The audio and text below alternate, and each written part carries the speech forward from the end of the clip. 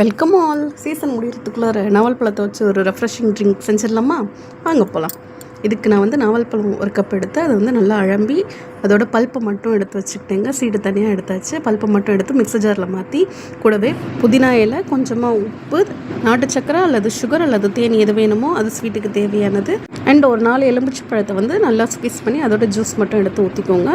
இதை வந்து நல்லா ஃபைன் பேஸ்ட்டாக வந்துட்டு அரைச்சி ஐஸ் ட்ரே மாற்றி வந்து ஃப்ரீசரில் போட்டுடலாங்க. ஃப்ரீஸ் ஆனதும் வந்துட்டு அதை எடுத்துகிட்டு அதுலேருந்து நம்மளுக்கு ஒரு 7 கியூப்ஸ் தேவைப்படும்.